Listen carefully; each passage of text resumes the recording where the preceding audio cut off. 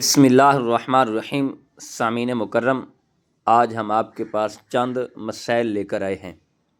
یہ بہت بڑے اہم مسائل ہیں جو وقفاً ہر کسی کے ساتھ فرداً یہ مسائل پیش آتے رہتے ہیں۔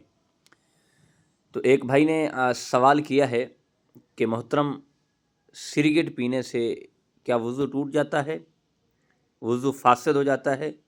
اس بارے شرعی حکم کیا ہے، رہنمائی فرما دیں۔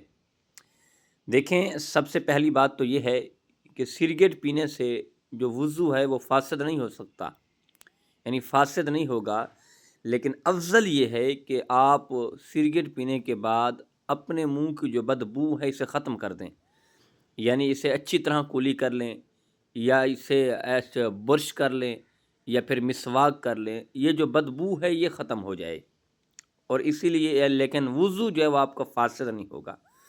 اور اسی طرح آگے سوال پوچھا گیا ہے کہ جب غسل کیا جائے، ننگے ہو کے انسان غسل کیا کرتا ہے، تو کیا اسی وضو کے ساتھ وضو بھی کرتا ہے انسان، اسی وضو کے ساتھ کیا نماز پڑھی جا سکتی ہے، یا وضو ٹوٹ جاتا ہے، وضو دوبارہ کرنا پڑے گا؟ اس بارے رہنمائی فرما دیں۔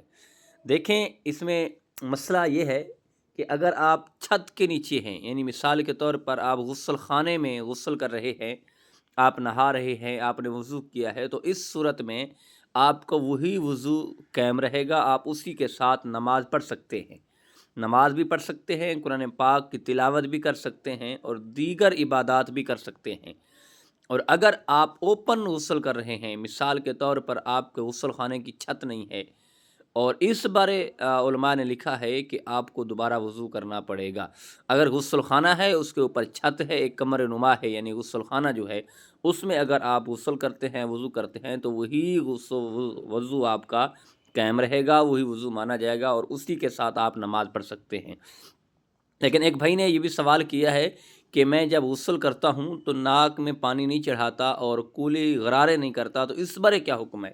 اور دیکھیں، یہ غرارے کرنا، یہ ناک کی نرم ہڈی تک پانی چڑھانا، یہ غسل کے فرائض میں ہے، لیکن نماز کے جو فرائض ہیں وہ یہ ہیں، وضو کے جو فرائض ہیں تو وہ یہ ہیں کہ چہرے کو دھونا، اور دونوں ہاتھ دھونا اچھے طریقے سے گھٹنوں سمیت، اور اس کے بعد سر کے چوتھائی کا مسح کرنا، اور اس کے بعد پاؤں دھونا گھٹنوں سمیت۔ یعنی اس طرح کر کے یہ اس وضو کے 4 فرائض ہیں۔ باقی جو ہیں یہ کولی کرنا، ناک میں پانی ڈالنا، یہ سنت میں شامل ہوتا ہے۔ اور اسی طرح یاد رکھیں، اگر آپ وضو کر رہے ہیں، آپ یعنی کہ ویسے نہا رہے ہیں، تو آپ وضو کر لیں گے تو آپ کا وضو قائم رہے گا، لیکن شرط یہی ہے کہ اوپن اگر وہ وضو کریں گے، مثال کے طور پر ننگے ہو کر آپ غسل کرتے ہیں، اوپن جگہ پہ کریں گے، تو پھر آپ کا وضو قائم نہیں رہے گا، آپ کو وضو دوبارہ کرنا پڑے گا۔ ہاں، اگر آپ غسل خانے کے اندر ہیں، غسل خانے کے اوپر چھت ہے، تو پھر آپ کا وہی وضو جو ہے وہ قائم رہے گا، اسی وضو کے ساتھ آپ نماز بھی پڑھ سکتے ہیں، آپ قرآن پاک کی تلاوت بھی کر سکتے ہیں۔ اللہ ہمیں دین سمجھنے کی توفیق عطا فرمائے۔ وما توفیقی الا